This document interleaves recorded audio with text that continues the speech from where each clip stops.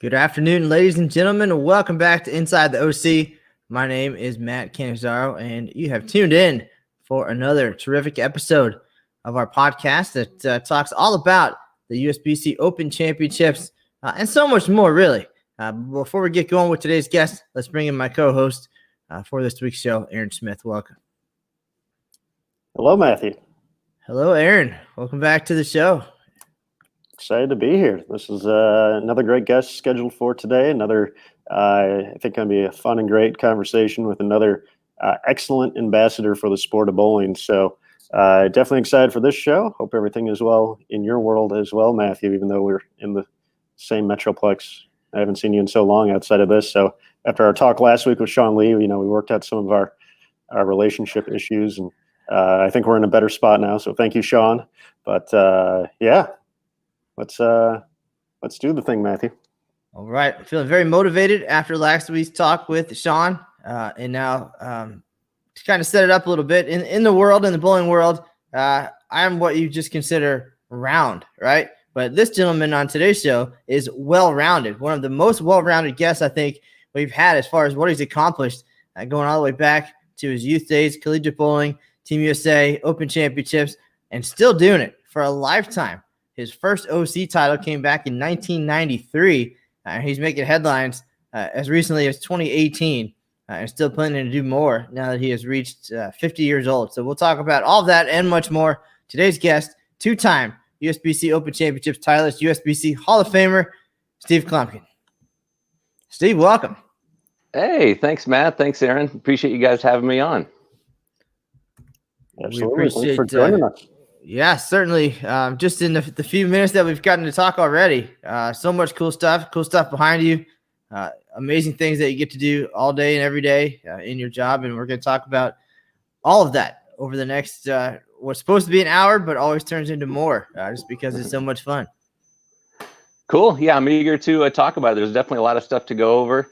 There's a lot of exciting stuff in the world of Storm and, the business that I'm working daily. And it's a lot of fun, a lot of enjoyment, testing and developing new products and bowling balls.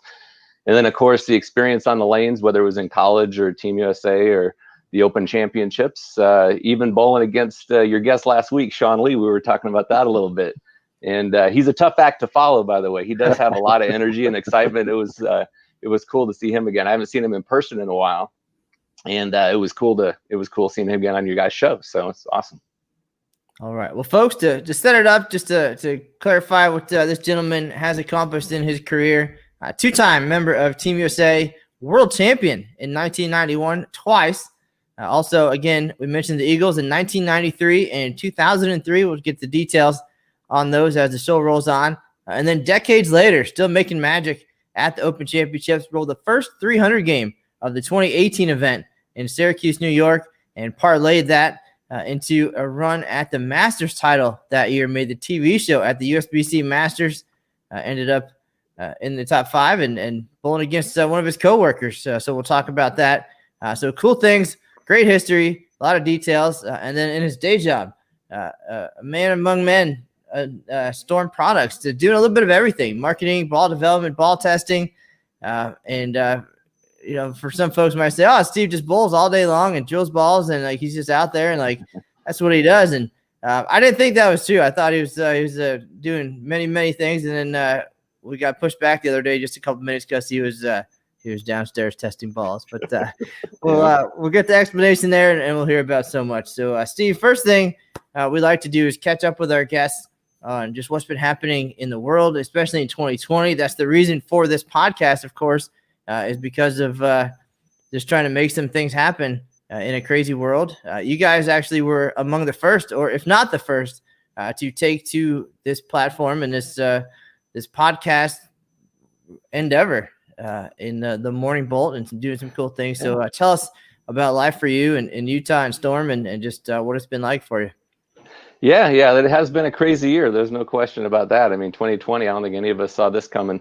And, when we started out earlier in the year, and it was quite evident that we weren't going to be able to, be meeting in person. And, Storm, for the longest time, we've been known for sponsoring a lot of tournaments and being very active on the road and involved with a lot of groups, and used to seeing a lot of people face to face and shaking hands and, talking to people, being down in the lanes and on the concourse a lot. And then when it was, pretty evident that wasn't going to happen or wasn't going to be able to happen, that we were going to be, life was going to be changing a lot for us there.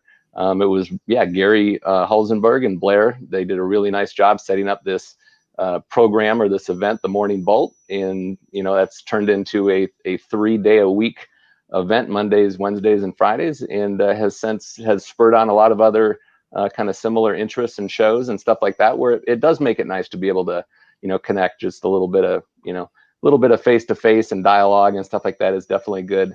So when you can't see people in person and you have this kind of a platform to do that, I think it's real helpful. Okay, now you guys at the beginning of all this mess, we're at home doing some work, and then got back to normal, maybe a little bit quicker than some other folks, and so work has progressed as much as it can in this craziness, of course, and being in the bowling ball business and bowling centers, bowling leagues, and tournaments being shut down, we're able to do some creative things, of course.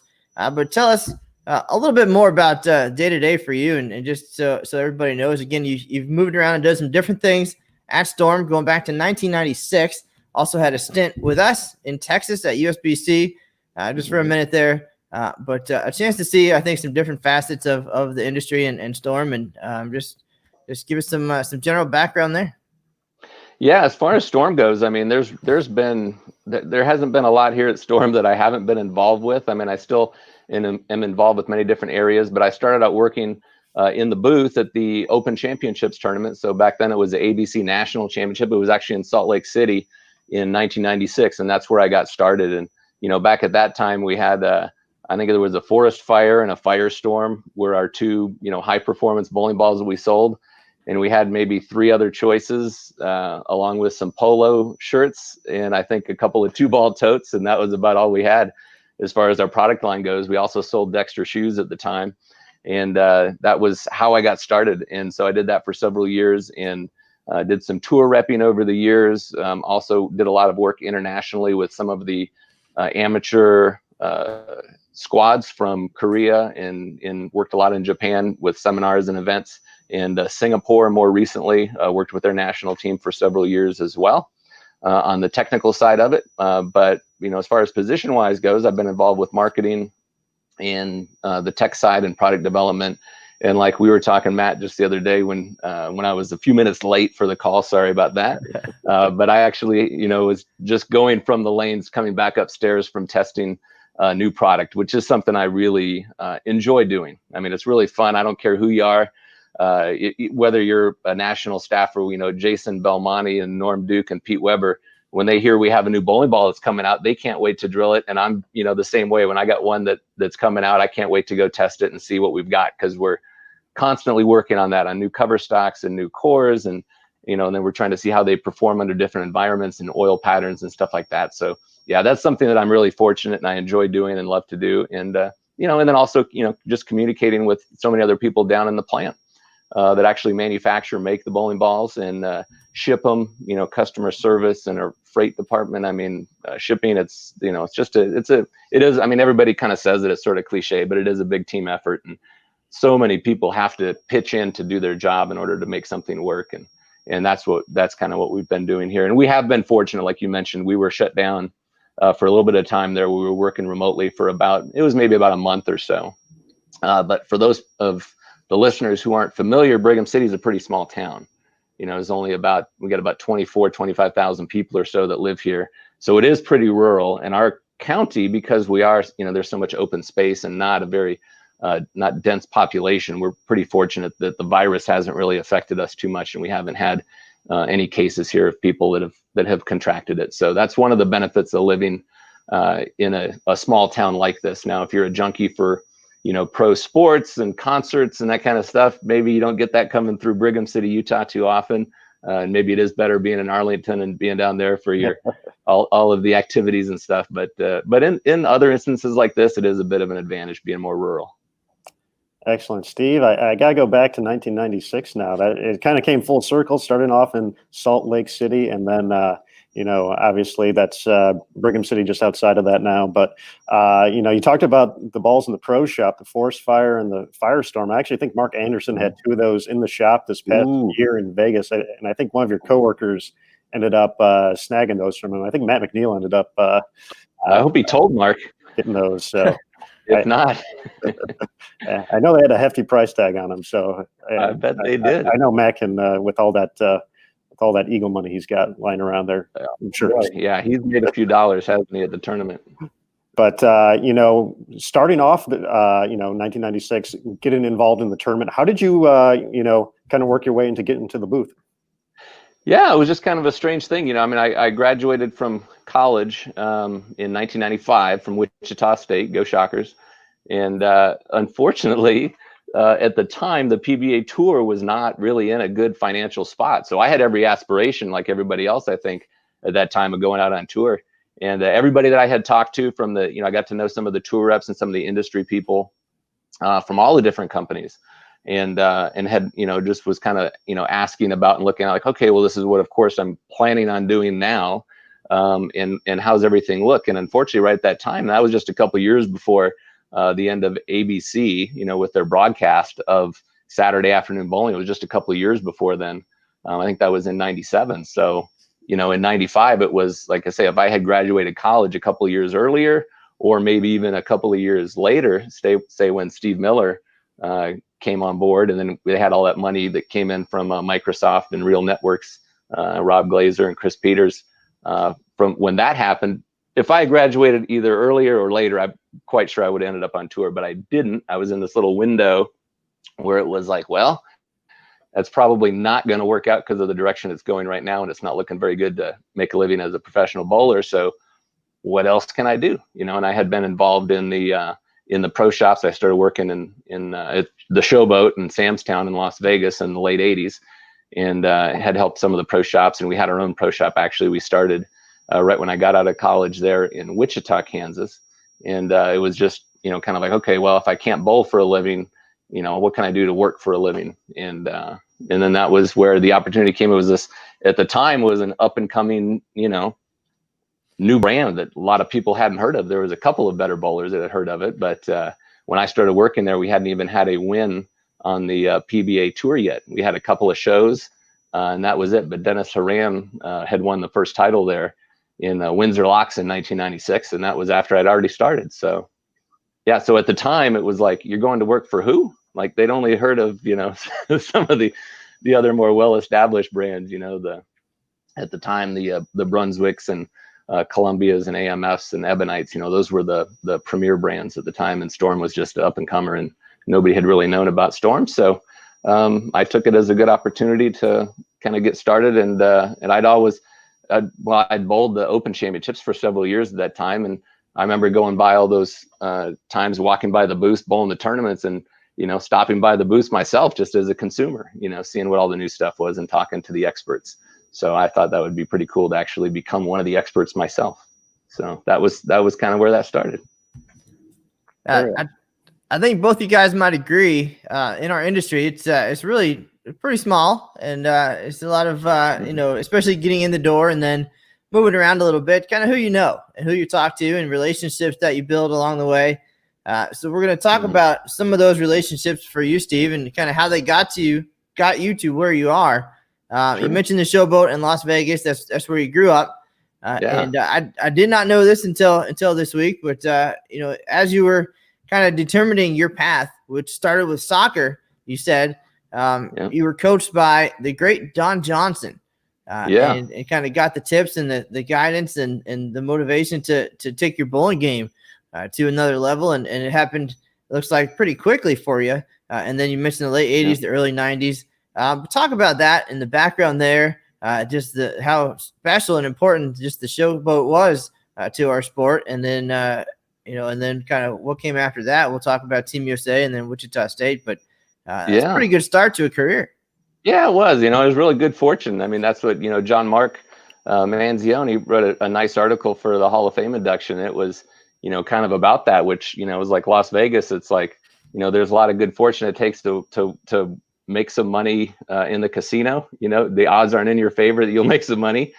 And the odds, definitely aren't in your favor that you're going to just kind of randomly grow up where there's a bowling center right around you, right around the corner. I could basically ride my bike to go get a lesson from Don Johnson, who people would fly from South Africa to get a lesson from him. And I lived, a mile away, so that's some serious good fortune there. But but that's, that's kind of what it was all about. And there was lots of bowling centers there in town, in Vegas at the time. There was a lot of bowling centers that are there now that weren't built yet. The South Point and the Orleans, the Suncoast, some of these centers when I was growing up, even Texas Station weren't even there yet. And the Showboat was one. I mean, it was just an iconic place that we just knew as, would see the greatest bowlers in the world would go there to compete. And you'd see the PBA tour there 3 times a year. I mean, they had the senior tour, they had the regular invitational tournament, which was the big one they had in the winter. It was always I think it was the second stop on the winter tour. And you would have, the greatest bowlers come through there, and you'd see Earl Anthony, Mark Ross, and Marshall Holmans. I mean, just kind of weird, but yeah, they were there like 3 times, 2-3 times a year. You'd see them there. And, and you get a chance to see, there back then, the averages, in your leagues, a lot of times they, if you averaged, I'd say 195 to maybe 211, 212 or so, you were right at the top of the list. And you wouldn't see a lot of times back then, if you wanted to see somebody average 220 or see somebody, shoot 260 or 270 a couple of different times, I mean, you had to wait for that time of the year for it to happen, So that was kind of a cool special thing. And 106 lanes, there's that. You think about the size of bowling centers. Imagine it's 1 through 70 was the main section of the main side of the Showboat, and then you had the sports book that you had to walk through and get to the pavilion lanes, which is 71 to 106. And they call it the pavilion lanes because they actually had an area that was above there, which is where they had all of on the second floor, they had all of the table tennis tournaments, they had boxing matches and wrestling matches, and they had a sports pavilion up there that was that you would have to go through the casino to get up top to get there. And sometimes you would even hear the action like while you were in the bowling center of the stuff that was happening above there. So it was a cool spot. I mean, it was neat. I mean, they had the high roller tournaments and all kinds of stuff, action that, you just can't even imagine, how much. I mean, take a look at Paul Renteria, for example, right? I mean, he won not just one, but 2 $200,000 tournaments. Twice. He won $200,000 twice there at the Showboat, and there just aren't that kind of bowling, just unfortunately is not there as of today with that kind of money and that amount of participants. And they used to have the 6:30 and the 9 o'clock leagues that were filled up with 106 lanes, and that's where it started for me. That was where it kind of all began. So it was just where I bowled my first league and where I had my first job. And, it was a great place. Now, Steve, growing up at that time and being so close to the Showboat had to be pretty awesome. And I was watching your Hall of Fame induction speech prior to this, doing a little research, and you mentioned you used to sneak out of your house to go watch scratch bowling. I did. I was a rebel, wasn't I? Such a rebel. Yeah. But what were kind of that time, like, who were the folks you went to go watch in that situation? Who were the big names in Vegas kind of out there that you like to watch, or modeled your game after, maybe, or just just enjoyed seeing them compete? Yeah, that's a good question. Jimmy Johnson, he was one of my buddies that I ran around with a lot, Don Johnson's son, great player himself, PBA champion. He won on the tour in 1990. But we had so many good bowlers back then that were, idolized. Bob Bernowski, Brad Adams, a couple of the guys that I had bowled with. I grew up with Dave Watka. He was, we bowled junior leagues together. We both had, grown up watching a lot of these better scratch players that were around town. Bruce Carter, George Lee. There was a guy named Mike Foreman, who I think some people might know, some people might not, but he was one of the best players. I would say one of the best players you'd really find from that time. He was left-handed, and so a lot of times people would say, "Oh, he was the best lefty," but it was really he just happened to bowl with his left hand. I think if he was right-handed, he would have been the best too.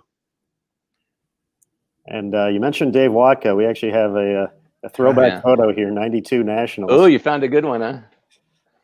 So we got you in the middle, and then Oh, yeah. there's Dave to your right. So That's awesome. Look at that.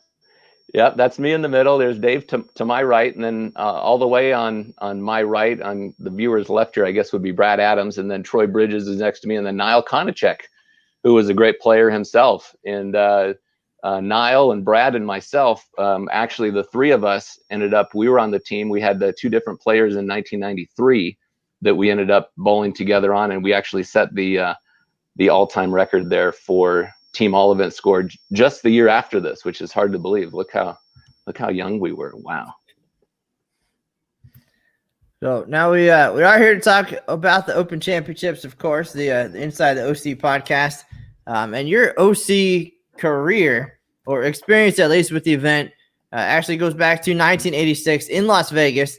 You're a teenager at the time, but you got to see the event happen at Cashman Center. So the lanes built just as they were in 2009, and a chance to go and see the amazing venue and the best in the world. And then your competitive career started 3 years later in 1989 in Wichita. Again, so trying to put the timelines together and the fact that you went to Wichita State after. So logical question, did the experience you had in 1989 translate to your collegiate decision as well, which we'll learn was not the case at all. But tell us about going to the Open Championships first as a teenager in 1986, and then what prompted the decision and the timing to go for the first time as a competitor in 1989. You mentioned even 1988 just as a guest, just to get a feel for it. But tell us about kind of the beginning of Steve Kloempken at the Open Championships. Yeah, they had a thanks, Maz. In 1986 was the host of the Open Championships that year, and it was at Cashman, which was the same place where they used to have the AAA baseball team would play, and had nationals there in 2009. So it was just north of the downtown area there, and so they had a youth tournament that they ran, and I think some of this even still happens today, where you actually get to go there and compete on the lanes and go through the weigh-in process, the squad room, bring you up through the back. And then there was a tournament, and, come to find out that is all part of the process that you need when you're putting in new pin setters and everything, trying to make sure that they run right and doing a lot of your troubleshooting, making sure that the lane condition, maybe even testing out the lane conditions a little bit, and making sure that everything is working properly, and giving even, I'm sure there's a lot of new hires and new employees that are working the tournament, that it gives everybody a chance to kind of get their feet wet a little bit. So so Dave Wadka and myself and Willie Wilson and Crystal Ortega, that was our 4-person team there. And we had actually competed there as a team in this youth tournament. It was pretty sweet to be able to actually bowl on those lanes. Then they actually had a pro-am there as well, that I think my mom had finished in the top 10 out of 1,000+ entries that they had back then. And then that also included at the time your bowling ball that you got to, that had the ABC Masters, 1986 ABC Masters, that had the special logo on there that you got as well for participating in that. And that was pretty cool. So a lot of good memories from back then. And it might still be some of the stuff that they do today when they're trying to, you go into a center that is a fresh install, and you got to make sure that all the screws are screwed down and nails are put in, and and you're not getting lane damage to the bowling balls, and kind of troubleshoot all the pin setters and make sure that everything's working. That is all true. And now that we know that it really is such a special experience for the youngsters, and we kind of talk about it like it is, and hoping that being their first taste of the Open Championships, that eventually when it's time, they will become the next competitors on that stage. And in your case, that absolutely did happen. You got to go again Definitely a couple years later to see the event and participate in some of the side events, and then it happened for you in 89. So tell us about 88, 89, and just getting to compete for real. Yeah. 88. That was in Jacksonville, and that was the first tournament really where I had left Las Vegas to bowl in a tournament. And it was like, okay, well, I didn't have a team for the tournament, but I didn't feel like I was ready for it either. I wasn't looking for a team. It was kind of like my buddies, they were like, hey, do you want to come with us? We're going to bowl, and you kind of see what it's all about. And, and it was like, oh, that's cool. So I brought my 2 bowling balls with me, one for oily lanes and one for dry lanes, and went down and bowled in the Bowler's Journal tournament that time, and got to, because it was the Masters week, got to sort of rub shoulders a little bit with a lot of the professionals, because they have the rule where you could have the 1 professional, you had to have an amateur, you couldn't have 2 pros competing together in that, and got to just basically bowl in those lanes, and then go down and then actually watch the team that I was there with compete on the lanes, and actually see what it was like, because I didn't, I was there from what I had seen from the Masters, or from my experience in Las Vegas in 1986. But to go there now that I had already started now to work at the Showboat and work in the pro shop, and starting to look and see what the differences were in bowling balls and strategies and angles and layouts and all this stuff, it was just kind of so much more involved. It was like just going from like a casual observer, it'd be like if I was in, say I was interested in making films or something like that, going to see a movie as just a casual guest like I do now, versus like a filmmaker, and how much, how many different things I would see going to watch a movie now, looking at it from such a different perspective. So from there, I was like, after I had that first experience in 1988, I was like, well, I definitely, I need to bowl this next year. So that was when I started gathering, say, hey, do you guys want to bowl? You want to bowl? And we actually drove from Las Vegas to Wichita in 1989. And we bowled in February, and we got to Wichita. And when I got to Wichita, and I had no idea what kind of cold I was in for there. So I think I even bought a coat in Wichita when I got there. I was freezing. But it was a cool experience. And I don't think I bowled. I think I had a small 1800 or so in Wichita, which I don't think it was too bad. But I remember, just kind of actually being on the lanes and sort of feeling the energy and the excitement and the stuff. I still kind of feel that today, when you click on that first ball of team event's pretty powerful moment, so I still, kind of remember that feeling a little bit, but yeah, I had some crossing with some people there in Wichita that I still, Corbett Austin, who I work with today here at Storm, was on that team, as well as Dave Garber, who has been a friend and, industry person that we've all known for decades now. So now, trying to wrap my head around this time frame again, 1988, you leave Las Vegas to bowl for the first time. And 3 years later, you're in Singapore with Team USA, winning 2 gold medals at the World Championships. That's a lot happening in a very short amount of time. And either you just were ready, and just didn't have anywhere to go for a minute, or a lot happened quickly. Tell us about the time span. This is even before heading off to college. But to go from that first trip to the World Championships, wow. Tell us how all of that transpired. Yeah, it does seem like it happened pretty quickly, because I remember, really just going from, say, like 1988, 1989, and then all of a sudden qualified for Team USA the summer of 1990 to make the team in 91. It was like, whoa, this thing happened really quickly. But what I had found was that one of the great perks of working at either the Showboat or Sam's Town as an employee, free lineage. So I took advantage of that, and I can tell you that week in and week out, I must have bowled. I mean, it was not uncommon to bowl 75 games in a week, for sure. And then I had the coaching, whether it was Bill Hall or Don Johnson, there. So a lot of games, and you're young, so the joints and everything still feels good. Your muscles work right, and you got all that enthusiasm and energy and stuff, and you're ready to go get them. And then, and what else do we have in Vegas too? If you were at the Showboat or Sam's Town, it was every bowling center was 24 hours. It was the other thing too. So it was like literally we bowl scratch leagues at night, 9 o'clock league.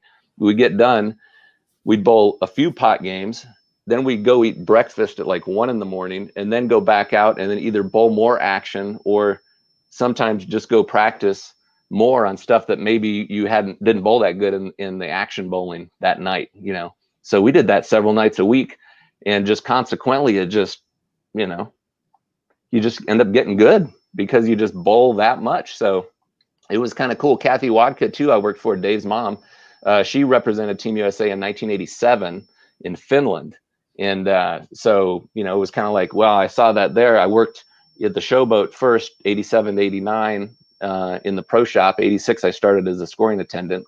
But then in 89, I started working for Kathy there. And then it was like, ooh, Team USA. I hadn't even really thought of it too much before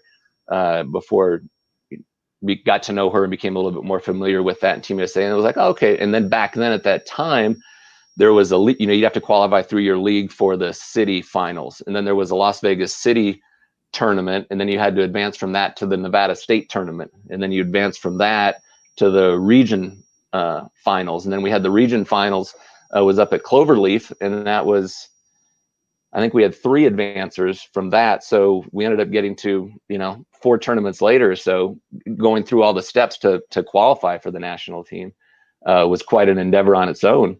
But there was no problem as far as bowling, that many games and that frequently, because that was all I did. That's what I did. So, but you're right. It seemed like I went from, all of a sudden, you really don't see it till later. But it seemed like all of a sudden it was like, yeah, there I am in Singapore, and you're like, wow, how'd that happen? Just a couple years before that, it was like, I was just going to watch good bowlers bowl. Well, now, as Aaron would attest to, Wichita is kind of a hidden gem. It's not a place that you would make a destination, but once you get there, you realize that there's a lot to it, a lot of character, a lot of redeeming qualities that make you want to go and stay. So as we asked the other day, it's pretty logical to question, hey, did your experience in 1989 in Wichita make you want to go back and stay and go to college there? Of course, that was just after a national title for the Shockers men. And of course, for Gordon Vatican, the head coach, and the Chilton Vending team, 87 to 89 was a pretty phenomenal time in their Open Championships career as well. But your time at Wichita, your decision actually had more to do with Team USA and Gordon than it did Wichita itself. And so tell us about that. Of course, to go there, the storied collegiate program, you have to be pretty good already. You have to have aspirations and expectations. But it wasn't the city itself that sold you at first. It was actually had more to do with Gordon and Team USA. Tell us about that. Yeah, that's true. It did. When I went there in '89, we saw the convention center where they had the lanes, and then they had North Rock lanes, which is where they held the Bowlers Journal Championships. And that's a storied center, of course, on its own. There's so much history there with the PBA and Albee and Ozio shooting 300, 279 in the championship match. There's a lot of history there at North Rock. And but for me, when I was on Team USA, I was working full time, and I was, as I had mentioned before, bowling pot games all night and practicing during the day and working, and so there wasn't that much time for school. I mean, I had I think when I got through, I was still going part-time to UNLV, and I think I got, in the course of 2.5 years or so, it was at like 38 credits or 42 credits or something like that was all it was. And I remember Gordon said, hey, you know what? There's a bit of a problem here that I kind of foresee for you, which is, at this pace, you're never going to graduate, Steve. You might want to change this up a little bit. And I tell you what, I got a better plan for you. And he's like, I think you should come to Wichita, go to school full time. You're going to become a better bowler. You're going to help us win some titles. You're going to get your degree, which is most important. What do you say? And I was like, okay, let's do it. That sounds like a good idea. I think I got a better chance of doing this than, as of right now, I'm taking 1 class a semester, maybe 2. And it was just like going on. And I was like, I had such a good experience on Team USA with Coach Vatican. I was like, hey, I'm going to trust you on this. Because I really didn't have a whole lot of, we had at the show, but we had hosted collegiate tournaments there, and they still have. I know Las Vegas is still a good destination for those over the Christmas break. They have the couple of different tournaments there. So I had been exposed to it just a little bit, but it wasn't anything that was set in my mind like, this is something I really want to or have to do. It was, it was just a matter of like, timing wise, where it's like, okay, well, I can either keep doing what I'm doing here, or I can make some changes, accelerate this process a little bit, try and get my degree, see what happens from there. But I got, more and more into bowling after I'd already started bowling, or after I'd started going to college at UNLV. And then it seemed like a better idea to go. And I just trusted trusted the advice, and glad I did. So now we're last week, Sean Lee brought the energy. You just mentioned the word accelerated. It just feels like your whole career is accelerated. You're in fast forward mode because now you get to Wichita, and we talked about your two Eagles. The first one came in 1993. So you're a 23-year-old college student. All of a sudden, you find yourself in the spotlight at the Open Championships, and simultaneously the start of a 3-year run of collegiate national titles. Some phenomenal performances. There's one of those photos there. You mentioned Gordon, Dave Garber there down in the front as well. Some terrific players. But again, the fast-forwarding career of Steve Kloempken here, what a time. And to shine the way that you did, first tell us about this team and the success you had in school, and then we'll dial it back to the 1993 Eagle, all in the middle of everything. I can tell you this was an interesting year for us, and this was my first year.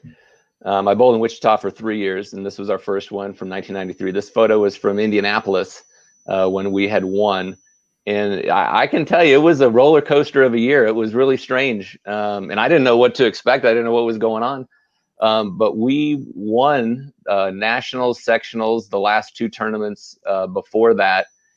In pretty fine fashion, like we had sort of run away with them a little bit, but we were all kind of thrown together there a little bit. There was a little bit of carryover on the team with experience from before. Lonnie Wallachek had been through there a little bit, but Brian Adelgren was on the like developmental team basically the year before that. Garber and Lonnie were the only ones with experience there. John Murph and Kelly Bennett were brand new to the team as well, and everybody kind of came from that era there, basically just being young singles types of players. You know, there wasn't any kind of experience as far as for what it was like to be a team player. So I think our first 5 tournaments we bowled, I mean, we didn't not even win. I mean, we didn't even come close to it. And I think it was like you know, I think Gordon at the time was kind of wondering, like, what on earth did I do trying to recruit all these different, you know, kind of good individual bowlers from all over and bring them all together at once, because it just did not sort of work and gel from the get-go. And it wasn't that we didn't like each other or get along. It was that we just didn't know each other and didn't know how to communicate or how to, you know, kind of work together as a team. You know what I mean? And then it just took some time. And then when it did, it was like, oh, okay, this is how it's supposed to be. And then it was, and then we led the tournament there at nationals. And of course, you bowl the step ladder, and we took the lead, or we led it, and then we won, beat San Jose State in the championship match. But it was, yeah, it was not like an easy thing where you just like, oh yeah, we're just gonna sail like to victory and just. We're Wichita State. We don't have to work at it. We're just the best bowlers. You know, it was so far from that, you know, we had, like, again, we had really no idea exactly what we were in for. But we come to find out that we were pretty good. And as long as we sort of figured, and that's why you have your coaches, you know, we had Pat Henry and Mark Lewis there as well to help work you through and kind of walk you along the way and help educate you and help you figure out exactly what it takes to become a good team player. And once you can kind of get past that, you know, it's just so much of it's more than just actually, you know, throwing the ball. Well, it's a perfect segue there too, as far as being a team player. Your 2 world championships were doubles and trios, right? Then the 3 consecutive national titles in college, and then your Eagle was team all events. So certainly comfortable in a team environment. What did you bring to those teams? What did you contribute to make them so good and so successful?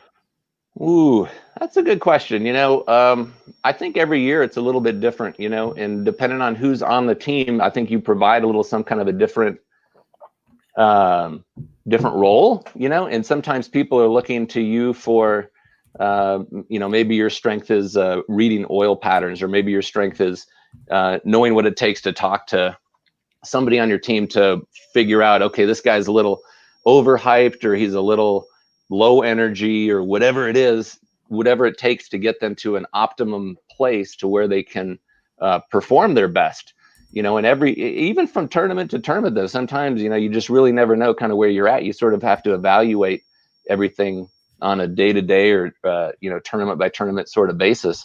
But the crew that I had from Las Vegas, that we won the team all events in '93. At the time, it was the highest all time. I think it's third right now still for all time, but at the time it was the highest team all event score that had ever been set.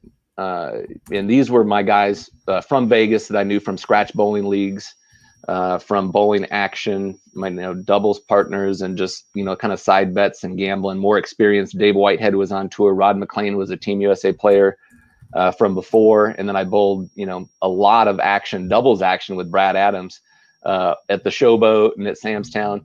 And you just have to, I don't know, you just have to kind of know sort of where you fit in the mix. And if it was the team from '93 versus a team from '94 versus a team from '95, it's all a little bit different, And from nationals from '93, they're from Tulsa. It was definitely where you walk in there and it's like, man, I was the youngest guy on the team by many a years, and the least experienced. So they were the ones that were kind of sort of lifting me up a little bit. But then when you get to your senior year at college bowling, you're the senior guy, and you're the one that has to kind of sort of show them the ropes a little bit, And from 1991, from Team USA, you talked about that, from the World Championships. We had 6 guys that traveled there to the tournament, and 5 of us were between 21 and 24, and then our one experienced guy who was, he seemed at the time, it was like, whoa, this guy was, he was like our uncle, you know what I mean? Like, he was so much older. I think he was 32, and that was Ron Moore, who is, as we all know now, he's like the legend of longevity and fitness and competitiveness, and PBA Hall of Famer. You know what I mean? He's the man. So, and I challenge either of you. I know, Matt, you've been working on your physical fitness lately right now, but I would challenge you to get in the gym with Ron Moore. Oh no. He would put a whooping on you. Me and Aaron put together, we couldn't do as many push-ups as he does in a day. We couldn't do them in a week. Yeah, the things that man does, even the day of a stepladder, the morning routine doesn't change. I know. He's awesome, isn't he? He definitely has earned every bit of that longevity, and it's fun to talk to him, especially when it's like an 11 a.m. stepladder start. So, hopefully some good habits learned there. It looks like, again, Steve, you're 50 years old, so you don't look a day over 35 years old right now. So you're doing something right too. You're kind. I got the 50-year-old forehead glare though. So I'd love to have your hairline, Matt, but this is what I got. So all I can do is what I can do. There's some impressive hair you got going there, Matty. So nicely done. Well, I don't have any eagles, so I have to put my my efforts somewhere else. But I know, Steve, you're not going to want to trade for an eagle. But speaking of, let's talk about 1993. Aaron, you had some good stuff keyed up there. Absolutely. Being in Wichita State, we had Brent Bowers on the show a couple of weeks ago, and Wichita is an Eagle town. That's the tournament is held in the highest regard. So many great players, so many Hall of Famers have come from that area. So taking over the lead, eventually winning an Eagle. Did you really grasp that in 1993? What that meant, or was that kind of a something over time you realized, wow, this is huge? Yeah, I definitely didn't know it at the time. It was just like I always wanted to win every tournament I went to. Whether it was the world championships in Singapore, like I wanted to win, this, I wanted to do that. Sometimes you have different reasons for whatever, but it was just like you go to a tournament, the purpose is to win, and that's it. So I really didn't know how hard it was because I'd only bowled a few years. And actually, I didn't tell you this. Do you guys want to go back in time? Just Always. A couple of years. Absolutely. Are you guys okay with this kind of deviating just a little bit from the time travel? Yes, sir. Schedule here? Okay. Yeah. So let's go back to 1990, which was my second nationals experience. I went with Jimmy Johnson and Gary Gabriel. We went up to Reno, Nevada, and that was, this was before the stadium was built. So they had it in the convention center down on Virginia. You just go down south towards the mall there, right? Mm-hmm. And that was where the lanes were actually built. Now, we finished third in that tournament. It was a tie. This was Mike Newman's 4 Eagle year, and we actually finished third. We had 31.83 and 32.01 won it. But we shot 31.83, and this was before there was no internet, there was no scoring up, there's no cell phones, there was no update. So I remember from Las Vegas, calling when I was 19 years old, that we would call every couple of weeks. We'd have to you're trying to find the phone book. How do you even find the phone number to get right to the right place at this tournament? So you're just like calling Reno information and then trying to find like a place where this that you bowled. Like, it was a challenge just to find that, and then call and seeing what the updates were. And I remember calling on the phone, and it was like 2.5 months after we bowled, and it was like, hey, we're still in the lead. Like we're in first. Like we're like, what's going on here? But the funny thing with that tournament is that we shoot 31.83. 3 of us on the team that I mentioned, me and Jimmy and Gary Gabriel, there was one of the 3 of us were old enough to gamble. Now, we had heard, tell me this is a great strategy. We had heard that the squads always ran late. So there was no point in rushing to get there in time because they always run late. So we were playing blackjack, and we thought we were fine. We'd get there, we roll in about, I think it was like maybe 30 minutes later than what the squad actually starts. We roll in through the parking lot, and the parking lot's full, and we don't see anybody. And we're like, oh crap, we're starting to run. We got our 2 tote bags, one on each shoulder, through the snow. Gary slips, his feet go out from underneath him. He lands, because we're from Las Vegas, right? So we're not used to walking in the snow, even with these. We go in, we're bowling with Dan Nadu, and they basically rush us to the lanes with no practice. We're the last squad to start, the last pair to start, no practice, and we almost won the thing with no practice, gambling, underage, not on time for our squad because we heard that it usually runs late. You hear that, folks? Yes, that happened. Don't believe everything you hear, or 2 hours early. Or if you want to take the lead, just show up whenever you want, and we'll whenever you want. Just practice as long is as you're young overrated. enough that you don't need practice shots to loosen up. Yeah, Nice. As long as that's the case. So, but 93, we got there on time. We went through the whole routine, the strategy, and worked together as a team. We had a few different players that were on the team there.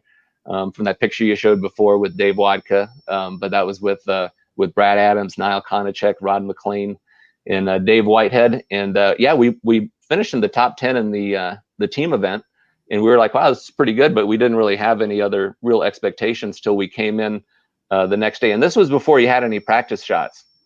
And actually, I can run through this with you real quickly too, since we're okay with kind of going off path a little bit. So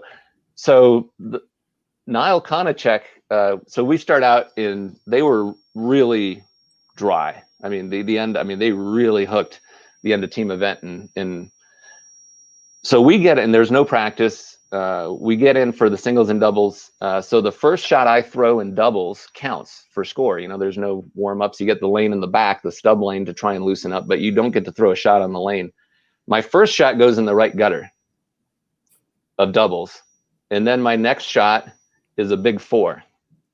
So I got 6 in the first frame. And then Niall gets up and he's like, oh, they're tighter. And then I went big 4. So then he was kind of a little bit confused. So then he made an adjustment and he went 2-8-10 and opened.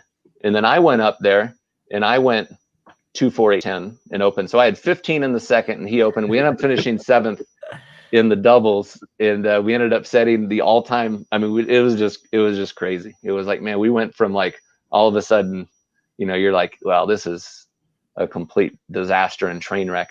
And then a couple frames later, everything, all of a sudden the clouds cleared up and the sun started shining and birds were chirping and everything, and it was all good. Well, and now to be 23 years old and bring an eagle home, especially to Wichita, that had to be a pretty special feeling and pretty awesome. And you had to feel just incredible to bring that home. Yeah, it really was. And it wasn't until really at the end when it was like, because I didn't even know what we had shot. I mean, I knew we had bowled good in it, but they didn't even at the time ever post anywhere what the team all events scores were. I mean, it wasn't like part of the rolling.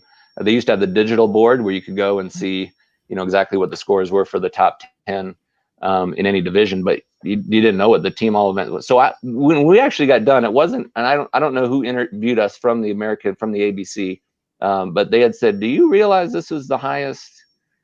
We're like we literally had no idea till we got done. It was just a matter of like, you just throw a shot, you're just like high-fiving your teammates, like, yeah, and just pumping your fists and running them out.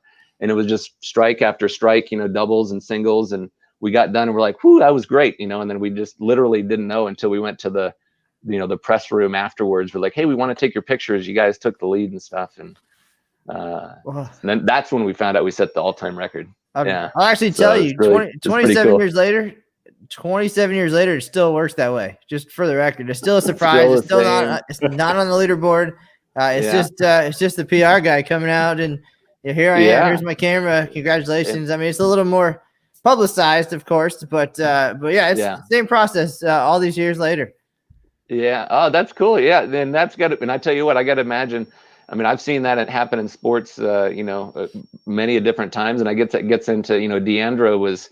Did a little show with Jason with you guys here. I think it was just last week or the week before, and talked about the mental game. But a lot of times when you're actually in battle, like you don't know, or you're not, it's like you find out kind of afterwards what it was like, like what really happened or but like while you're in it, you're just like worried, you're just thinking about what's happening, what my adjustments and moves and strategies are. Should I change balls or should I do this or that? And then when it all comes together, you get done.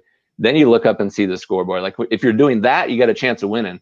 If you're like looking at the scoreboard saying, well, I got to throw 16 out of the next 18 and make sure I don't open, then I can, if you're in that mode, you're not winning. Chances are it's not going to happen. All right. Well, at that point, we talked about really what happened to you after college. Of course, the titles, the Eagles. So much happened in such a short amount of time, and it was all acceleration up until the end of college. You mentioned at that point trying to figure out life, the career, the PBA tour. Probably wasn't going to happen at that point. Got into the pro shop world, ended up at the Open Championships in 1996, and then took a different path. So what was happening so fast, it was then a decade really before you emerged, at least in this regard, on the national stage again. And at that point, 2003, you decided, I'm going to leave my teammates behind this time. I'm going to take this one for myself. But an older, more mature Steve comes back to the Open Championships in Knoxville, and you got it done individually, regular all events. So a totally different experience. And again, so with so much success so quickly, it was a while before you got back into that spotlight at the Open Championships. Tell us about that decade and just kind of how you got to where you were and how you got to be that guy who came out and won the all events title. Yeah, we had a lot of good tournament showings in between, in Albuquerque, for example. I do remember that was a year when I was still working. That was my 5th year working and helped manage the booth. And that was the year El Nino 2000 came out. And I remember it was the year 2000 because of that. That was just such an iconic thing, right? Even everybody was worried that all the, computers and banks and phone systems and everything was going to collapse and everything was just going to stop working as soon as midnight struck. And then we found out, okay, that wasn't the case, thankfully. But we had bowled good that year, and a couple of different years at the National Bowling Stadium. We bowled okay. We didn't really bowl that good at the stadium. We've had some good experiences and turnouts there at the stadium since then, but it did take a little bit of time to sort of get a little bit, I don't want to say acclimated, but a little bit in tune to what our team needed to do to bowl well at the stadium. But the thing with Knoxville, and it was kind of hard couldn't necessarily see it coming, but a couple of our guys had decided to move on as far as they just weren't going to be bowling as much. They're like, hey, why don't you just go find a couple other good bowlers? They were talking to me and to David Haynes, and David said, well, I got a couple of good guys I think we can bowl with that were looking for a team. And that was Bill Hoffman and Ted Hannes. And so we got them, and then we had a fifth opening. We were trying to find out who would be a good fifth opening, and there was a young up and comer. You guys may have heard of his name. He had a bit of a career and has a bit of a career in our sport, but at the time he had not won a national event. He had actually just gone on tour, but Sean Rash was available to bowl that and interested in bowling. He didn't have a team already for that, so he bowled. And he and Derek Sapp actually ended up winning the doubles there that year. But we actually finished second in the team event there in Knoxville. And sadly enough, Bill Hoffman and I both opened in the 10th frame in the team event. And so we lost by 6 pins. And if either one of us mark there, we end up winning the thing. Of course, hindsight's 2020. And now you're like, okay, well, we didn't know. We took the lead, but we were like, oh, it's kind of a depressing way to finish. Now it ended up, I had 89 clean. That was my only open of the 90 frames. And I think Riggles has 90 clean in Huntsville. I'm not sure if he's the only one. You guys might know that offhand, if anybody else has done that or not, but I know he had 90 clean in Huntsville in 97. But I had 89 clean that day, but I came out the next day and it was kind of like a little bit like, well, we were excited in the mood, but we were a little bit pissed off. You know, we were like, yeah, great. We bowled that, you know, it was a good score, but what a depressing way to end the night. You know, we were both working on strikes and we had like one double, or I think we had a double, 2 strikes or a strike and a spare, and then 2 opens in the 10th. It's like, we really, you know, didn't finish it off. So we came out the next day anyways. We didn't have like this massive, you know, kind of like either expectation or like we were like, oh yeah, we got the lanes figured out, we're doing this. We just went out and bowled and just got lined up, and the you know, we just kind of get like a little bit of a feeling, and you kind of know exactly what to expect. Feel really comfortable on the lanes. You know, it was just a certain thing where everything matched up for ball reaction and the mental outlook. But you know, even the individual all events, I mean, it's still, you're bowling in the team environment, you know, and it's still your guys around you. You're still communicating with them. You're still working together as a team. So, you know, I don't think there's anybody that's won an individual all events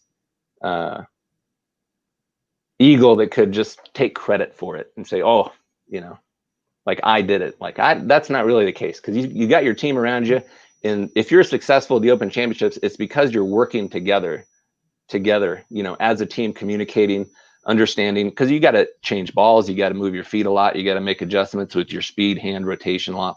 You're not going to get through all those games without doing that. So you gotta have people around you that you communicate, work well with. So that's kind of where that came from. It was like, you know, yeah, it was great, but the process wasn't necessarily that different than it was when we won the team all events title. It just so happened that I had the best look and happened to, you know, be doing things the best among the team. But it was pretty cool, because that was the first year we had bowled with Bill Hoffman and Sean and Ted Hannes. And then Sean had won. And then so he wasn't able to keep bowling with us. He bowled with us for a couple of years, and then he went on tour. And then so then we picked up another guy who had then also won on the PBA tour and only bowled with us 1 year, and that was Rhino Page. So we Ted and I will say that we help, you know, propel a couple of bowlers to their PBA championship titles and careers, but I don't know if that's true. Well, forever servicing the sport, but that brings up a good point, is the fact that you've had all this continued success and you surround yourself with all these great bowlers and do cool things, but through all of that, you've stayed the course as far as your career in the industry. You've done great things with Storm, helped that company grow tremendously in all of these years. And then every once in a while, just popping in there, be like, hey, I'm still here. I'm going to win an eagle. Hey, I'm going to do, you know, just so we know that you're still around. But has it been tough to not want to change direction and maybe go and bowl more? Maybe that will change now that you've hit that 50 mark. But to be able to keep doing what you're doing, then go out and have those quick hitters and then get back to work. Talk about that. That's got to be a tough thing sometimes, maybe. Yeah, it can be tough, but it's not really that hard in terms of, you know, as long as you have a tournament for me, this is just for me. I don't know if it's the same for other people, but as long as there's a little something to focus on, like you're like, hey, I got this tournament coming up, like it was in Syracuse, right? Let's say I'm bowling nationals and I'm going to bowl the Masters. So you know what? I don't want to show up for this tournament and not be ready, so I can work through that in my mind, in 4 or 5 months in advance or 6 months or whatever, say, hey, you know what I'm doing? I'm going to go down and practice after work because I want to get ready for the Masters, and then I can do that 3 days a week. And it's not hard. It's like, hey, no, I got to get ready for the Masters. I'm not going to go do this. I'm getting ready for the Masters right now, and then it helps me at least kind of keep my brain in terms of thinking like, okay, this is what I'm doing and why I'm doing it. Whereas if it's just, I think, I'm just going down to practice, and then they're like, well, you just practiced, 12 times this month. Do you need to practice again? And you're like, well, if you don't know why you're doing it, it's probably hard to just go do it. But as long as there's a specific tournament. Now, the PBA 50 tour is kind of cool, and I was signed up for one of those this summer before they had to cancel it. But that is something that I'm looking forward to being able to do, this decade here that's coming up, and say, hey, you know what? I want to be able to pick. There's 10 events during the summer, and I want to pick, tournament, 2, 6, and 9 or whatever, and just figure out the right locations and where it is. And then that will keep me, active and keep me engaged, saying, I'm practicing for this reason. I want to be ready for this PBA 50 event in Hammond, Indiana, or wherever it's going to be. And then, you know what I'm saying? And then say, hey, okay. Absolutely. Yeah. And then say, hey, you know what? Then it's easy to say, oh, well, how come why are you waking up early and going to the gym or going running or going and doing this stuff? Well, I'm just doing it to get ready for the tournament. So that makes that part, like I say, for me, for whatever reason, it makes it pretty easy to do. Well, Steve, if you end up going to Hammond, go to Olympia Lanes to go compete. Get yourself a deli sandwich. Ooh. Tell Mike Cozy hi. It's all good. Tell him you know me there too. But the deli sandwich, it's top notch. So is it? Oh, nice. I like that. Tell me, no, Aaron Smith. Sandwich. I will not turn that down. Do you remember they used to have that little deli right next to the National Bowling Stadium? It was right out on the street, little sports book. It was out by the train tracks. They had talk about a good deli. I mean, you talked about Mark Anderson before. Mark Anderson, he knows his stuff. He got me onto that deli. I was there. I'm gonna throw Mark Miller, longtime bowling guy. Ooh. Mark Miller. I'm gonna throw him under that train right now.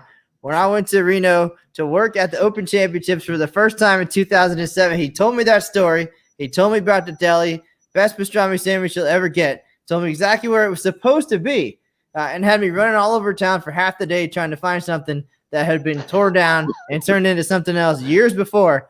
The legend preceded it, of course, and it was long gone by then. So I'm still upset. Mark Miller, if you're watching, you still owe me a pastrami sandwich.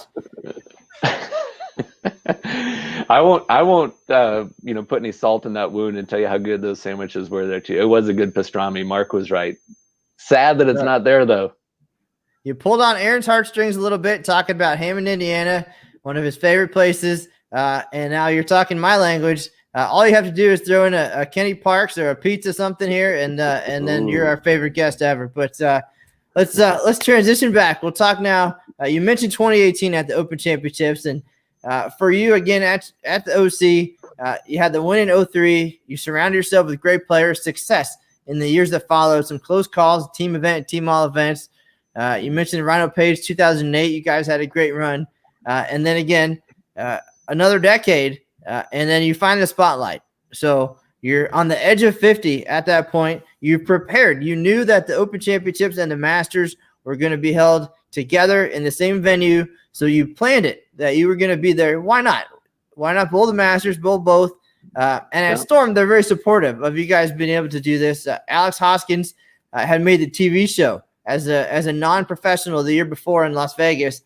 So, of course, he was going to be bowling for sure. And trying to improve on his runner-up finish or third-place finish. And then what an opportunity. Two events in one trip. You did it. You prepared, as you said. You described it perfectly. And you came out and you made magical things happen. And we do have photos and videos of this because now we are in the technology age in 2018. So you've now lasted generations from the phone book to the Facebook. So this is the That's career right. of Steve Kloempken. But 2018 comes up. You guys are prepared. You've done your homework. You have great teammates around you. Again, David Haynes, always around. And now we get down to it. We're in April of 2018. Doubles happens. Steve starts stringing strikes. Aaron, take it away.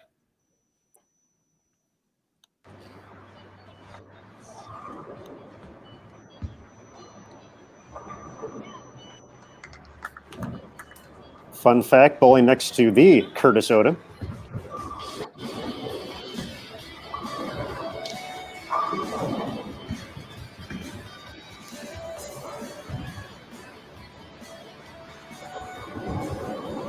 And this would be the first 300 of the year. Common collected. Steve, you got it done. That's got to be a pretty awesome feeling to finish it off. Oh, that's his wife, Marsha. Just for everybody, Marsha Kloempken. Yeah, so we're legit on the kiss there. Tell us about that moment and stepping up in that situation and the pressure and what you felt being able to deliver. And then Aaron was actually down in this tee taking the video, so we'll hear his take on the excitement as well. Oh, cool. Yeah, the one thing that you do know, and I just know this from bowling the Open Championships over all the years, is you used to always have the spot to where, you start out with the first, strike or 2 or 3 or 4, and it goes on and on. Then it gets to a certain point and it changes colors on the scoring unit. And then it's like, that brings like a little bit of extra attention. I think that was on the front 8 that would happen, that you would see all of a sudden they would go from like green to white or something like that, right? So it would be like, okay, the pressure is building a little bit. Well, that would always be like the signal for somebody to come down, and then they get the video camera out, and all of a sudden things change.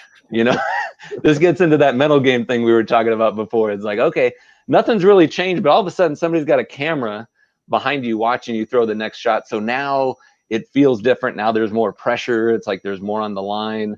And then a lot of times, it doesn't happen. You don't shoot 300. But that was one of those nice cases where everything sort of fell in. It was just like, okay, I was able to make the shots that I wanted to make. It was kind of cool because it was the start of the doubles event. So it was game 1. So David and I ended up shooting 520 that game. And it was like, okay, now we're off to a good start. We actually have a chance at really doing something and posting a really good score. So the focus was, all of a sudden it wasn't, like the 300 game, hey, that was great. But then right away we're like, ooh, what's more cool than that is that we're 120 over after game 1. We have a chance to post a really good score and shoot something. So yeah, that was a great memory. Absolutely. And if I recall, I feel you were using a ball that was a little bit older, or, just kind of one of those, fan favorites folks have that just kind of go to every tournament. I feel that was the case. Is that true? That is true. The Crux Pearl. Yeah, it was a ball that I hadn't considered taking. And Marsha's like, you know what, you strike with that ball a lot. I was trying to figure out the last ball to put in my bag to take there. And she's like, you should bring that one, because I had used that one in many tournaments locally, and even brought it, I think, even at nationals maybe the year before. But I had been using that for about 3 years. It had a lot of games on it, and I just loved it. And so anyway, so that was one, and it wasn't the right ball for the team event, so I didn't get a chance to use it. But I was like, well, trying to decide, okay, what are we going to do for singles and doubles? A little different lane condition, try and apply some surface here, try and do this and that. And and it ended up being, it was the last ball in my arsenal that I put in for the tournament, and then ended up being, the right one for that game, and for most of the second game and stuff too. It was a good one. I didn't get to use it a whole lot in the Masters. Of course, the lane conditions, are always changing. They're always different from day to day and from event to event. So, but boy, that was couldn't have had a better ball in my hand for that. And I know in talking to you and David afterwards, with some of the rule changes coming up, that was kind of the last opportunity to bowl doubles together, and then to make one like that was just made it better. And we talked about, you mentioned the El Nino 2000 photo. We actually have that here, but we got David in the middle there. I know you guys have been at this a long time. What did it mean to have that run with him in doubles, take the lead? You guys unfortunately did not get the win, but still had to be a pretty awesome experience. Yeah, it was pretty awesome. And everybody that bowls it wants to win. So, you got to understand that going in. But yeah, that would have been it would have been cool if we would have won that, because we've been bowling doubles for so long. But we still have actually they have a non-member doubles tournament that they run down in Vegas. Gary Mage in the PBA, they run that down there at the South Point. So I do get to still bowl with Dave in that. So we still get that kind of doubles competition a little bit, but we've been bowling doubles a long time. And yeah, that would have been cool. Didn't happen, but we were only 4 pins from winning. We put ourselves in position to do it. And, that's about all you could do. You can go back and look on. I had 2 blower 7-10s in that set, the second and third game. And but I'm sure other people that finished, just below us had probably a couple stone 8s and whatever else in there as well too. So it happens to everybody. But it would have been cool to I'm not going to lie, that would have been really awesome. I mean, the goal is to win the team event. We've had a second, a third, a fourth, and a fifth. Never won it. We also had, I think, a 7th and a 10th, something like that. We've had a lot of top 10s, but there's we're not done yet. We're still bowling. Well, now coming into that week, we mentioned Alex Hoskins, who was with you guys for that. He had some bragging rights coming in off the awesome performance at the Masters the year before. But you taught the young guy a little bit of a lesson that day. You had the 300. You guys nearly won doubles, as you said. You finished 4th overall. Your first eagle most likely happened before he was even born. So here you are showing him that the old guys still have it. But that wasn't the only lesson that you were going to teach that week in Syracuse. Again, the momentum, the excitement, whatever it was, that was carried over to the Masters. And both of you made a phenomenal run. Tell us about walking out of the door of the Open Championships at that point, changing gears to the Masters now, something that I imagine you look forward to. The format is unique. It's just different. And to go head-to-head against the best in the world. But you had to feel pretty good coming off the experience you had at the OC. And pretty confident heading back onto the same lanes at the On-Center Convention Center. Yeah, that's the one thing it does give you, and there's a little bit of that confidence, but, it's, and I don't know if you'd say familiarity, but it gives you a little bit once you bowl. That's why I do, one of the things I think is nice about that, the area, where to park your equipment, you're familiar with the building, you're comfortable with the approaches, where the restrooms are, what I mean? Like, it's like, you're like, I know this place, like I feel comfortable here. And if you're going into an uncomfortable situation, like you are, if you're bowling the Masters and you're going against and bowling with on the lanes with guys that do it for a living, every little bit of added comfort is going to help you perform better, and that's the way I felt. And I was like, okay, if I had just gone and bowled the Masters right after the team event, which we didn't have any success in, I don't know that I would have felt really good about it. But having that success in the doubles and then just kind of finishing out on that in a high note, and saying, oh, okay, I can see the pins starting to fall, I get a little bit of a rhythm. And then that's when it got into the Masters. And I didn't go in with expectations like, well, Alex made the show, I can make the show. It wasn't anything like that. I'd bowled the Masters before, but it had been 7 years before that was the last time I had bowled the Masters. A lot of times it had been I think it was in New Jersey a lot of times.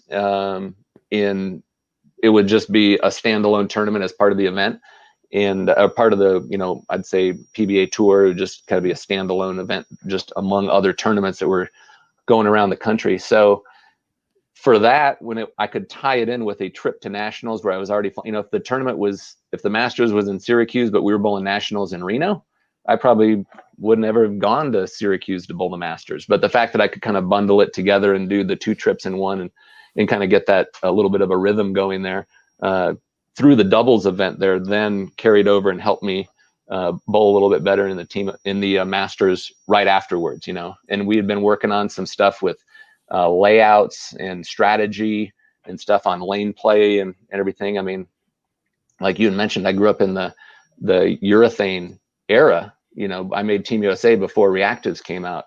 So my game had always been kind of built on being more direct and parallel and, up the boards and a little bit more of a traditional, level shoulders and that kind of stuff. versus the modern game, which is, entirely different from that. So it was a shock to bowl that well against that in the modern environment. If I was going to make a show in the Masters and you said, hey, Steve, do you think you're going to make it when you're, 27, 37, or 47? I wouldn't have picked 47. Or yeah. For those unfamiliar, the USBC Masters qualifying is 5 games a day for 3 days, so 15 games of qualifying against hundreds of the best bowlers in the world, 300 or 400 bowlers, and then a cut down to the top 64 or 63 plus the defending champion for a double elimination match play bracket, and each match is 3 games, total pinfall. The winner will advance. But once you get down to that, really, again, it's just you and that bowler on that pair of lanes, bowling head to head. So whatever's happening around you doesn't matter. You could have the lowest score, the second lowest score in the building, and win your match when somebody's shooting a 780 and losing somewhere else. But the format is that fun, happened in that tournament. I mean, that happened in that tournament. Yeah, it was not to cut you off, Matt, but that was exactly what happened. I mean, there was Jason Belmonte was a defending champion, right? And he came in, and the lanes were, they were on the lower scoring side. And I think Jason ended up going lose, shooting, 690 and 710 or something, it was, there is that, and it goes back to, my old showboat days a little bit with Las Vegas and the high roller, Brad Edelman. You got that a little bit like anyone can beat anyone in a 1-game match, and this is a 3-game match, but yeah, you can beat Norm Duke or Jason Belmonte from time to time in a 3-game match. Alex Hoskins, I think, beat Pete Weber the year before, beat Pete Weber, EJ Tackett, and Chris Barnes back to back to back. And he'll tell you like, hey, this is, he's bowling fantastic, but good stuff has to happen. And it's in that kind of a unique environment, or you get a chance like, all right, everyone's starting back. It's a new round. We're starting at 0 again.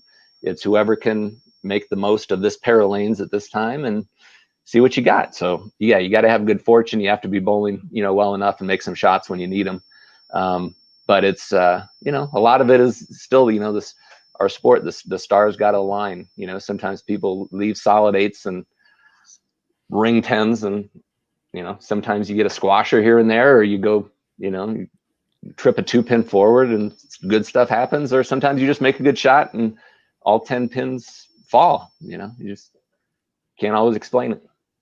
Now, you guys both made the bracket, the top 64, and then started working your way through. Of course, you have great friends around you. You have each other. You have conversation. You have confidence. Like, everything is on your side at that point, but still some tough competitors ahead of you. Then all of a sudden, we're down from 64 to 32 and making our way down. And then there you are, both of you, however it worked out, headed to the step ladder, the final 5 at the USBC Masters. Again, you guys, neither one of you bowls for a living. You work in bowling, but bowling is not your job. And here you are, taking advantage of this great week already, the confidence, the momentum, and then we get down to the final 5, and there you are getting ready, both mentally and physically, for the start of the step ladder, which your first TV appearance, if I remember correctly, individually, at least, coming at 47 years old. There's a star-studded top 5. Ronald Page, your former teammate, who you take on in the match there as well. Wow. Tell us about the week and just how it continued, and just good things kept happening to get to this point. Yeah, it was kind of cool. It was one of those things where, like, the round just kept going and we just kind of winning and advancing. And Alex and I are, he had made the show the year before or so, but it was just kind of just sort of going through, just kind of like, okay, how are you? You're always looking at your equipment, and you got to tune up this. You got to, I was still, kind of like the Ron Moore we were talking about earlier before there a little bit, going like run a mile or 2 before the match to loosen up the legs and do some, some kind of stuff that you're like, you kind of get into it. You know what I mean? And like, but yeah, you're right. Alex and I and a lot of other people who have maybe made some TV shows when it's not their primary focus from day to day, is, they're working at a desk or, in an office or something like that. But yeah, I remember Alex, we were looking at that big board back there, and it's like, man, who'd have thunk, but it did happen. And then, the day of the show, it was just, you show up early, the lanes come out at this time,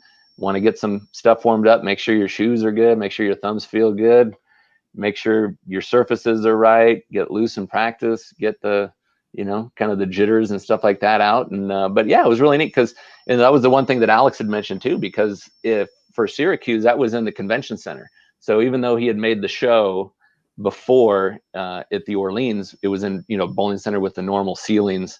And that does feel different for anybody who's ever bowled nationals. I mean, it feels different when you're bowling in a convention center, whether it's a National Bowling Stadium or whether it's the South Point at the Plaza. It feels different when you're bowling there. You've got all that wide open space around you, so there's no replicating, that feeling elsewhere if you're in your traditional bowling center back home. So that's one thing I can say is you definitely don't want to miss that chance to get what that feeling's like, so that was neat. But yeah, the fact I was just hoping, once I made the show, well, I mean, I guess every round it was kind of like, well, that's great. I won. I can't believe it. I'm still going, or still alive or whatever. Just kind of kept going and going and going. It's like, wow, I'm still bowling. But when I bowled that first match against Rhino Page, it was like, okay, I made the show. Whatever happens from there, I thought it was great. I don't think there was any expectations. I mean, if I would have shot 160, 70, 80 or whatever, would have made a couple spares and struck a couple times and lost to Rhino, hey, so be it. I made the show in the Masters, and then I won, and I bowled Joey Pants, and then I won, and then I bowled against Alex, and it was looking good for a while till Alex decided he would turn up the heat a little bit on me, and then he advanced to bowl against Andrew Anderson, who ended up being the PBA Player of the Year for 2018. So yeah, it was just an awesome experience. I'm glad I got to go through that. It was fantastic. Would have been nice to win, kind of like the doubles, but everybody wants to win. So, what are you going to do? Well, we might have Alex on next week, and he'll have a storm patch on one shoulder, and then the other one will be I beat my boss over there on the other side. But can you just kind of sum up that match and that moment, and just I mean, it had to be pretty nerve-wracking, but maybe a little comfortable at the same time, at least bowling against somebody that you knew so well. And knowing that no matter how that match turned out, one of you would be bowling for the title at this major event. Exactly, and that was the neatest part, and that was the one thing too is actually Alex. Yeah, he does. He works for us here at Storm, and Chad McLean works for us here. And I'd hired Chad, and Chad and I had hired Alex. But Alex I'd brought him onto our team in, I want to say 2014, maybe it might have been 2013 or 14. But I had brought him onto our team for nationals. So he's been my doubles partner now, starting last year after we had because David Haynes was my doubles partner all along. Alex had been bowling with Ted Hannes. But when we had just switched up our team here recently, then now Alex and I are actually bowling together. So, we've still got some, we've got a team title to win too, but we still got a doubles title to win as well. But I've been bowling with Alex since we've had 7-8 years now together, bowling nationals. I think this year would have been it was either the 7th or the 8th year it would have been if we had bowled this spring or this fall. So we know each other just from work and from competing against each other in the local tournaments, but then bowling together at nationals as well. So there is definitely there's a sense of a familiarity a little bit where you just kind of get into a little bit more of a kind of a comfort zone a little bit. But yeah, I started out the match with a double, and he had struggled. I think he had a blower 7-10, and he had a 2-4-10 in there as well. And then he left a split in the 5th, and he got up. I know his pace. I know how he normally bowls, and he basically grabbed his spare ball, got up, and rolled it quickly. And it was almost like a concession kind of a thing where he just got up and threw at it. He made it. But he normally gets set up, and just because I know his pace and stuff like that, where, he would have normally taken more time and gotten a little bit more set on there. And he was just kind of like, you kind of had that feeling halfway through that game that like, it's just not going to be Alex's day, but then I threw a bad shot. He threw a couple good shots. I threw a bad shot. He threw a couple good shots. Then before you know it, I had a nice lead on it that went to nothing. And then he ended up beating me and going for the title. But, it goes back a little bit to that mental game that I was talking about earlier. So much of it is there is a physical component to it, and people always used to ask when I was a tour rep, like, what's the difference between the best amateur bowlers that you see in the pros, and some of it is the physical, the way that they actually deliver the bowling ball. And if you get to the line a certain way, your chances of making a good shot are better than most, if you do things right in your physical game. But, you look at Norm Duke and you look at Jason Belmonte, you look at Pete when he's in his prime, and these guys are complete masters of the mental game, and staying calm and staying focused. And in that environment, when you're bowling on national TV like that on ESPN, you got 600,000 people or so or watch that show. It just a little bit of a loss of focus or a loss of concentration, is really about all it takes. And all of a sudden it's like, well, you didn't forget how to bowl, but you just didn't make the best shots that you needed to make, when you need it. And when you're bowling on a condition like that, there just isn't any room for error, so that's basically what happened. But again, he bowled fantastic, and he was only one strike away from beating Andrew Anderson. I mean, that was it. He was right there. So the fact that happened, that he was a strike away, was, that was really exciting, just to be watching. All right. Well, before we turn the lights out on today's show, let's just kind of see what's coming up next. Now, before 2018 and the Masters and the 300, you already were a USBC Hall of Famer. 2016, you were inducted for all of the great things that you did previously, of course, and now a resurgence of your career, almost an opportunity to learn from an experience like you just mentioned, being on TV. Age 50 was right around the corner at the time, so the next half. You mentioned Ron Moore a few times already. He, of course, as we know, didn't become the player he is really, at least nationally, until he was past his senior years, and he's out there being a senior superstar and a super senior superstar now. But he had a real job before that, so now kind of take two for Steve Kloempken out there. You got derailed a little bit here in 2020 with some of the potential things that were happening and the PBA 50 tour and whatever's on the horizon. But what's coming up next? What are you working toward now as we get back to some sort of normalcy in the world? Yeah, as of right now, there have been some tournaments here and there that I've been competing in. We did bowl down in Las Vegas. We had a doubles tournament down there, and actually Alex Hoskins, he won it with Darren Tang. They were the winners, but I had bowled with David Haynes, and we advanced. We made the 5th through 8th spot, so we had a good showing there. There have been a couple of other tournaments that have been here as part of the Storm Northwest Tour, where we have a bunch of tournaments in Idaho. We have some in Montana. They're starting to kind of open up a little bit back in Idaho. We've had a few local tournaments here in Utah.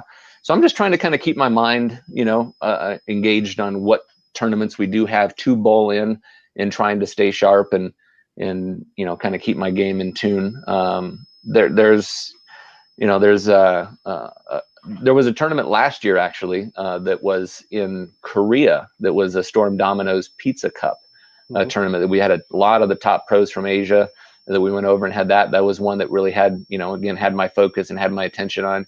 And then I was, intent on, a couple of these tournaments here for the PBA 50. So, in the meantime, I'm just trying to stay healthy, kind of keep my body in shape and be ready to bowl when I do have the opportunity to bowl the Open Championships next year, as well as, we actually do have a qualifier for the Masters that is in Idaho in about a month. So the winner of that gets an entry into the Masters for next year for 2021. And so if I get a spot into that, but I am looking forward to being able to bowl the Senior US Open, the Senior Masters, and then maybe sneak in a tournament and a good deli sandwich in Hammond. You never know. I like it. Very nice. Well, now at the Open Championships, you bowled 31 years. You're up there on the average list. 213 is the number. All the success, the 300, just everything, the close calls. Looking back over all these years, what does that event mean to you now as something on the calendar every year, and the success you've had and being a legacy at the event now and just a celebrity? What does that event mean in your eyes after all this time? Means I'm old, Matt. Means that I've been around the block a while. No, to me, the coolest thing is, I don't live next to, like David Haynes, for example, is one of my teammates. I only get to see him a couple times a year. But, we've had a lot of great teammates over the years. And for me and for a lot of people, it's just a good opportunity to connect and hang out with and be with your friends and buddies. And then, to get a chance to compete on the lanes, of course, the teams that we've had, we've always been, when you're a competitive player, most of your friends are competitive bowlers as well. So typically, if you're a good bowler, you're a Brian Wallachek and a Mike Rose or Scott Pohl. I mean, you're good buddies, and those are who you hang out with, and you're looking forward to competing and then giving yourself a good opportunity or a chance to win. And that's kind of where we're at too. We still want to win some more Eagles. We're definitely not done.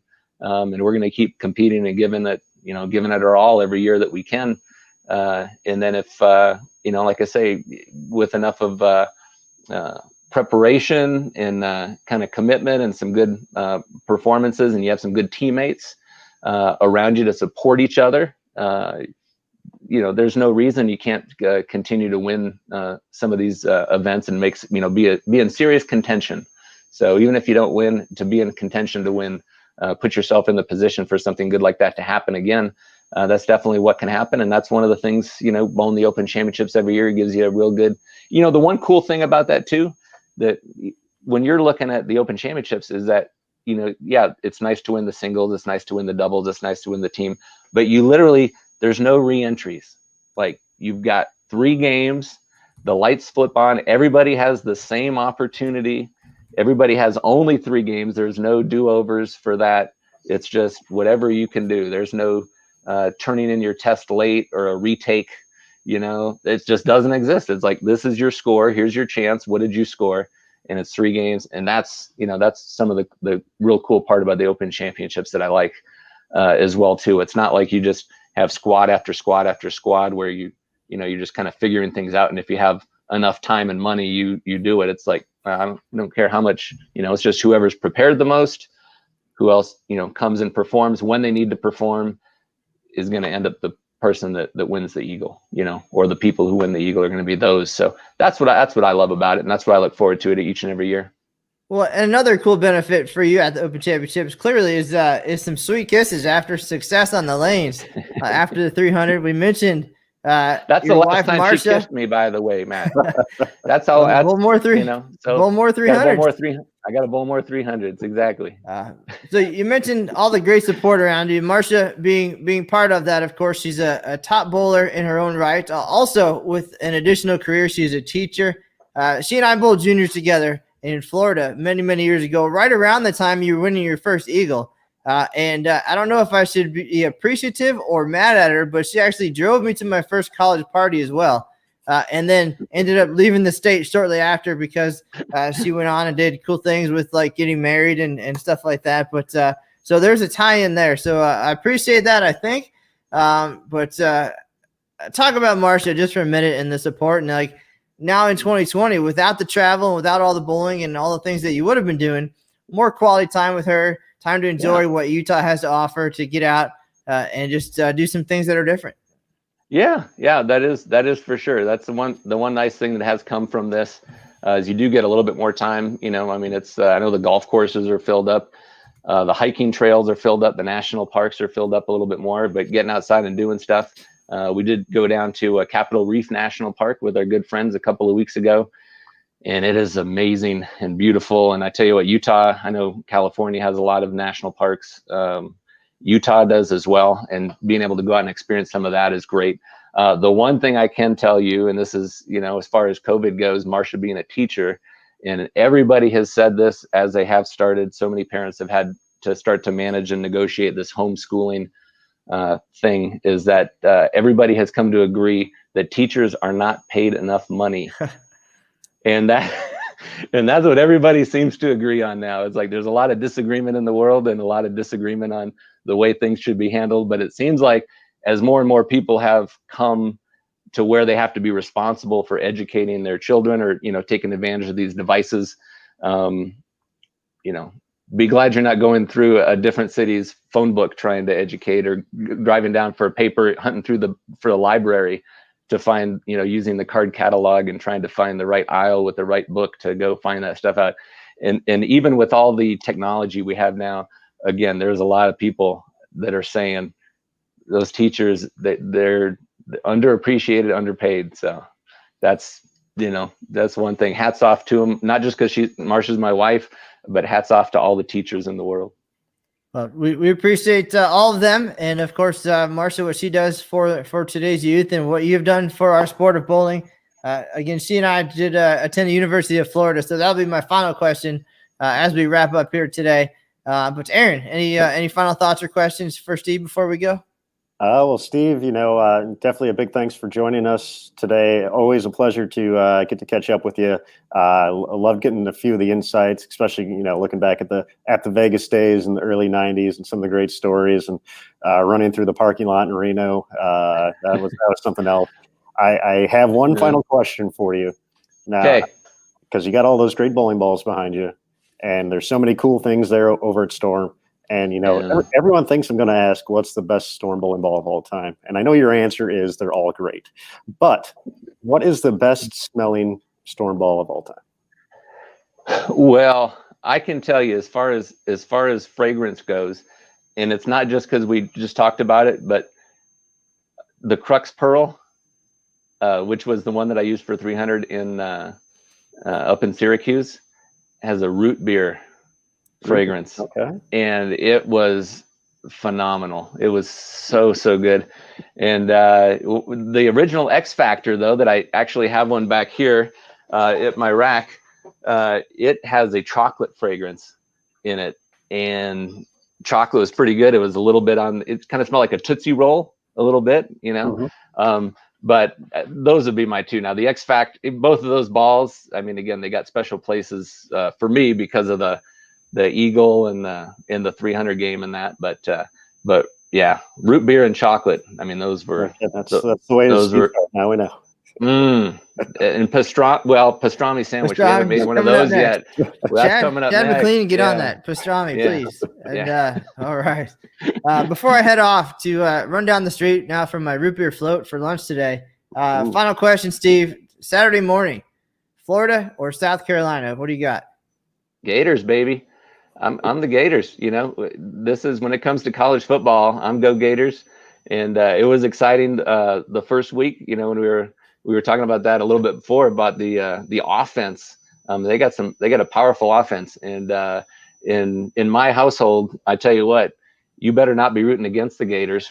I can tell you that. Marsha will let you know. So it's Gators. You said all the right things. You get to go in the house tonight when you get home. That was the right answer. So that's right, folks. Thank you all for tuning in today. We had a great chat with the USBC Hall of Famer, two-time Eagle winner, two-time world champion Steve Kloempken out there in Utah working at Storm Products. Coming up next week, Jason Thomas and Aaron Smith are working on finalizing the guests for the PWBA podcast on Monday, then Bowling Explained on Wednesday, and of course we'll continue starting tomorrow, actually, every Friday, the greatest seasons in professional women's bowling history. So check that out. All of that on Bowl TV. And coming up next week for us here on Inside the OC, we're going to have Pete McCordick on. He's the PBA Southwest Region Manager.